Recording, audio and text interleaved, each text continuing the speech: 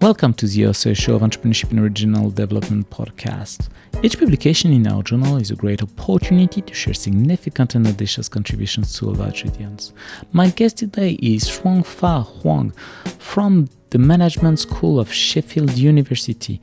He recently published an article entitled The Roles of Entrepreneurial University and Regional Conditions for Graduate Entrepreneurship, a configurational approach. He co-authored this paper with Malcolm Beynon, Martina Battisti, David Pickernell, and Paul Jones. It has been published in Entrepreneurship and Regional Development, a journal edited by Taylor and Francis. Shuangfa, welcome to our podcast. Yep, thank you for having me. Can you tell us, what is the origin of your paper? Why have you decided to address this particular topic? And what is the question you aim to answer? So in this study, the idea to focus on graduate entrepreneurship, actually this was partly informed by another research project that my colleague and I did back in a couple of years ago. So in the previous project, our focus was on entrepreneurial university. And then as you know that in the UK, so basically university increasingly, they are expected to pursue a third mission. So traditionally, we have a mission for teaching and a mission for research, right? Now university are increasingly expected to pursue this third mission. It's called business engagement, or we call it knowledge exchange activity in the UK. So the UK government launched KEF, knowledge exchange framework. So in my previous project with my colleagues, we were looking at the knowledge exchange activities of universities in the UK. And one of the things that we observed when we were working on the previous project is that many studies on entrepreneurial university, they are looking at focusing on the academic entrepreneurship. What I mean by academic entrepreneurship is they are focusing on the business started by academic staff, and this attention research has devoted this attention on this graduate entrepreneurship. This is for us it's quite interesting and quite intriguing because when we were looking at the numbers, in reality, actually the number of business started by university graduates, actually, they are much higher than those started by those academic staff. So what this means is that there's a higher number of graduate startup, and this implies the job created by them, and actually it's much higher. And then so this is kind of why we decided, okay, we think there might be a potential to focus on the graduate entrepreneurship, and this is why we decided to think about focus on this graduate entrepreneurship as our key outcome of interest in our study. So this was informed by another project work that we did before.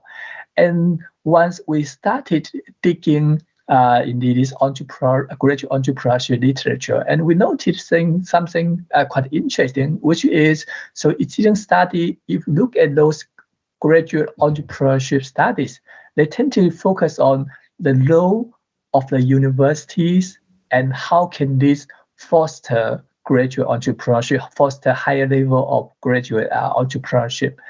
And for us, we think that researchers actually has devoted less attention on the role played by the regions in which universities are located or embedded within. So don't get me wrong, I'm not saying that there are no studies. I'm saying, so actually there are a number of studies look at the role of the regions. But the problem with the existing work, we think, okay, this study there would either look at the role of the university or the role of the region. So for us, the problem I think is about actually we don't have we still have a very limited understanding about how university and the region, how they might work together, how they might work in combinations to explain graduate entrepreneurship. So we say, okay, there may be, this is an area that we might be able to make a contribution. And this is also partly why we decided to use a configuration approach, because this allows us to kind of integrate university and the region at the same time. So based on this kind of problem that we identified in the graduate entrepreneurship literature, and then we came up with I would say it's an exploratory study. We come up with the research purpose, research aim, which is we were interested to explore how the combination of the university related condition and also the regional condition, how those combination can help to explain the presence or the absence of high level of graduate entrepreneurship. And so in this study, we look at 4 different conditions. 2 are related to the university. So for the university condition, we look at one is entrepreneurship support, which is whether or not the university is offering any support related to entrepreneurship. So one example would be some university may be providing some kind of seed fundings to support students. It can be the entrepreneurship training and the supporting infrastructure, such as some university might have incubators, etc. So all those different examples of entrepreneurship support that a university may be able to offer to kind of foster student entrepreneurship. Also, just as an example, so at the University of Sheffield, we have an Emerge program. And then so basically this program is offering students a small amount of kind of funding support for them to develop their prototype. So this is one example of the entrepreneurship support.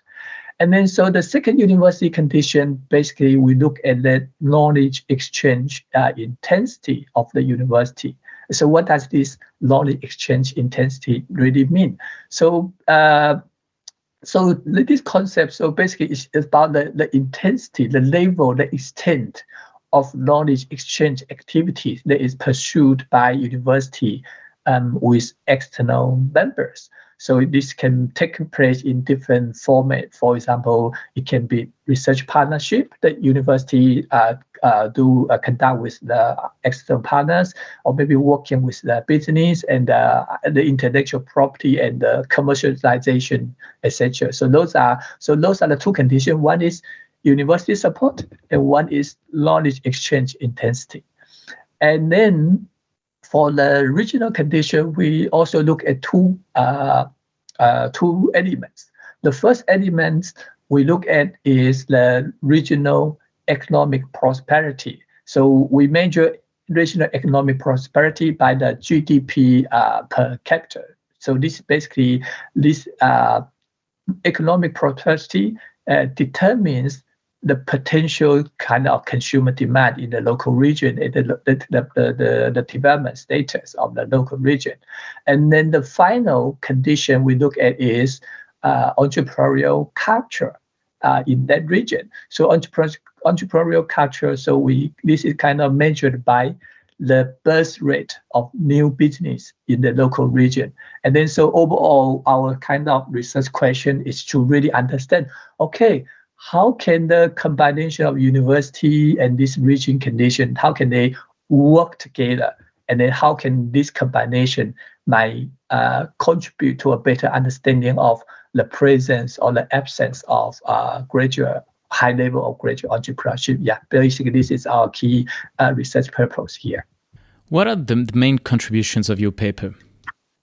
In terms of contribution, we kind of offered 2 key contributions in our study. I think, as you know, in this study, our key outcome of interest is graduate entrepreneurship. So I would say that the first contribution is related to research on graduate entrepreneurship. And so in this study, because we integrate the regional factors, so we conceptualize the graduate entrepreneurship as a spatial phenomenon. So we are trying to provide a better understanding of the role of the region in graduate entrepreneurship. Okay, and then interesting, in our study, what we found is that there are 4 different pathways that can explain high graduate entrepreneurship. And then actually those 4 pathways are quite different. And then an important thing is that the difference is partly depending on the condition of the region in which the universities are located. So just to give you a kind of more specific, a concrete example. So if we refer to the finding in our study, we noticed that one of the pathway, I think, is pathway 2, suggests that actually graduate entrepreneurship can be explained by the presence of regional conditions only.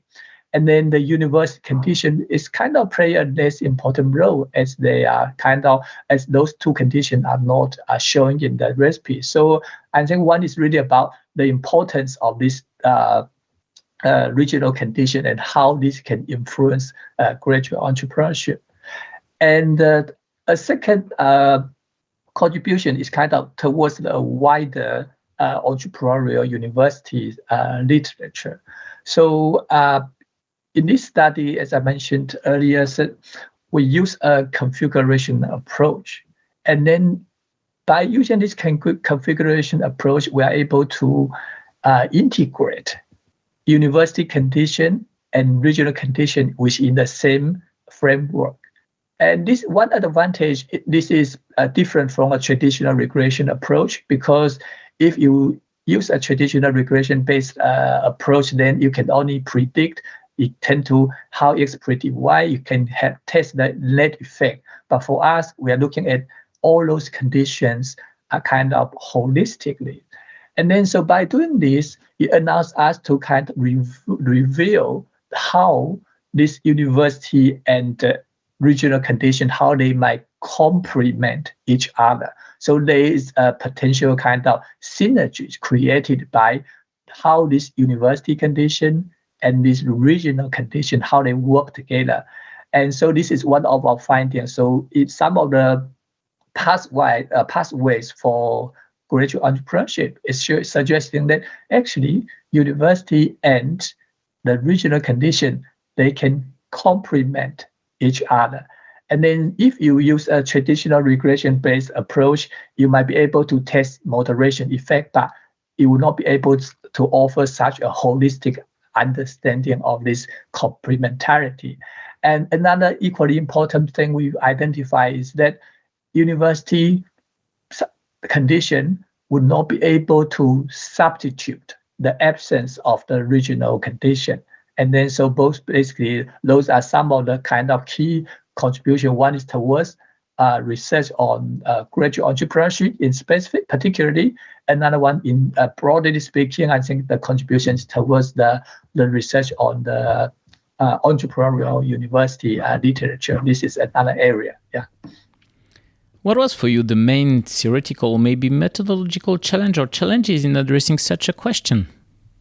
I think in terms of theoretical challenges, many other researchers might also have faced similar issue. I think in the initial stage and the conceptualization stage, the biggest problem for us actually was to kind of decide and identify a theoretical lens to apply in the study.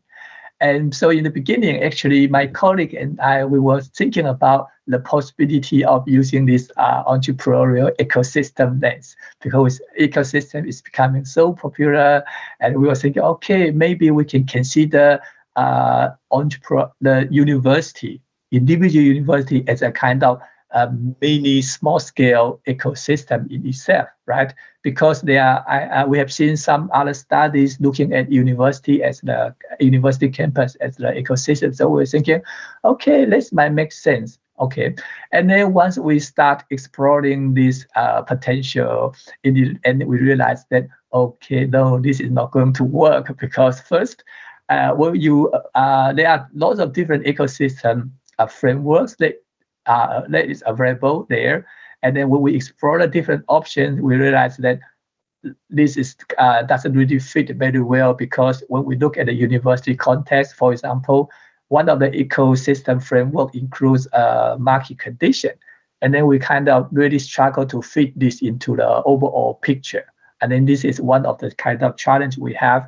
And then another reason we didn't pursue with the ecosystem lens in the end was partly because of data availability issues as well. Because existing study, when they look at ecosystem, you tend to focus on the kind of wider level, look at the region and the country, so you might be able to identify the data. But for the university level, focusing on university as ecosystem, it kind of quite challenging. So I think this is the main theoretical problem that we faced in the early stage of the project. And then methodological wise, I suppose most people, they might have the same issue of data availability, how to kind of identify, collect good quality data. And I think this is quite common for I suppose not only for us. Yeah. During your research journey, what was your biggest surprise or maybe the most counterintuitive result? So in our study, we identified 4 different pathways that can help to explain high graduate entrepreneurship. Okay. And for me, I would say the biggest surprise, I think it's if we look at the result, one of the pathways, the university condition. So for example, the entrepreneurship support is not there, knowledge exchange intensity is not there, and also the regional condition, the economic prosperity and entrepreneurial culture, but all those conditions, the 4 conditions, they are all absent. And this is kind of counterintuitive, right? Because in other words, so why can the absence of those 4 conditions explain graduate entrepreneurship? So this is this is quite counterintuitive for us. And after we identify this research result, we try to make sense of this, and we try to identify what might be a potential explanation for this counterintuitive result. And the first thing we did was we identified the universities belonging to this specific pathway. And the first thing we did, we look at the nature of the university. So identifying those universities, and in total, if I remember correctly, I think there are 7 universities within this specific pathway. We look at the nature of the university. What I mean by that is the type of university. And then interesting, we found that some of those universities in this pathway, they are creative art universities.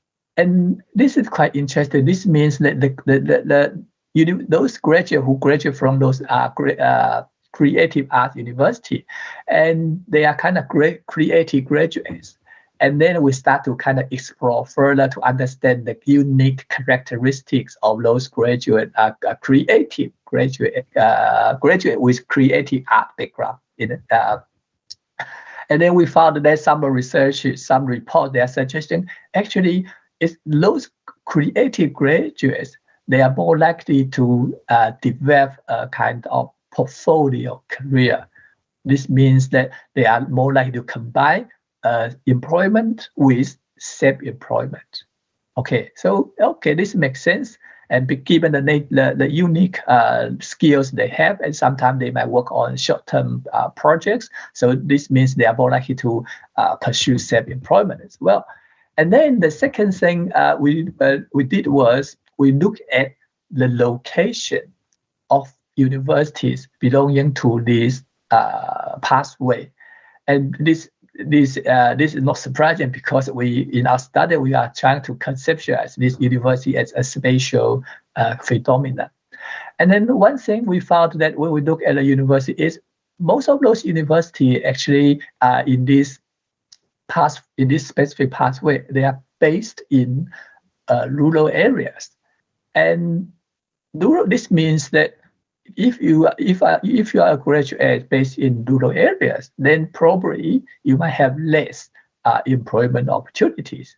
Okay, and so if we took those 2 things together, one is about the nature of the university, and second is about the location of the university, then overall we suspect, so this is the one potential, this can be multiple factors, but one, our assumption, we suspect is that the counterintuitive result probably is because those graduates, they might be induced to self-employment because of necessity. In other words, because they have because of the lack of alternative careers in those rural regions. So this is kind of counterintuitive to us. And then another thing I would add probably is related to the result, related to the pathways that can lead to that can explain the absence of graduate entrepreneurship. So our assumption actually, we were expecting the substitution effect, which means that the university condition maybe can compensate for the absence of regional condition, but in reality, this is not the case. So this is also, it's very interesting finding. It's kind of slightly, it's different from our previous assumption. We are assuming that they can compensate for each other's absence. They can substitute, but in reality, this is not the case. Yeah. What are the main implications of your work for entrepreneurs, managers, policymakers, practitioners in general? And in terms of implications, so as I mentioned earlier, we use this configuration approach. Okay. And then, so one reason for adopting this is because this has a certain advantage. It can help to capture, we call it causal complexity in terms of equifinality, meaning that you are able to uncover the different ways for explaining the same outcome. So to make this concrete, so our result is suggesting that there are 4 pathways that can explain the same outcome. This is what we call causal equifinality. Okay, and then so based on this result, I think obviously the first implication, I think, for university or maybe potential for policymaker is that we have to really recognize universities and the regional situation, they are all different, and meaning that you will not be able to kind of adopt a one-size-fits-all top-down approach to say, okay, you want to foster a graduate entrepreneurship. This is unlikely to be effective given that they are so different. Okay, so they will need to kind of tailor their strategy to in line with their situation. So, for example, we have 2 university conditions there. One is knowledge exchange intensity, and one is university support. Okay, and then university, they can do anything, but they cannot do everything at the same time. So sometimes we are not saying, okay, you need to do everything in order to support it. So based on the result, maybe you can try to adopt your strategy with your kind of specific situation. This will be one potential issue to look at. And then the second thing is we use this configuration approach to look at both the presence and also the absence of the outcome of graduate entrepreneurship. And one of the findings is suggesting that the presence of university condition actually cannot compensate for the lack of beneficial regional conditions. So this is the result shown in the pathway towards the absence of graduate entrepreneurship.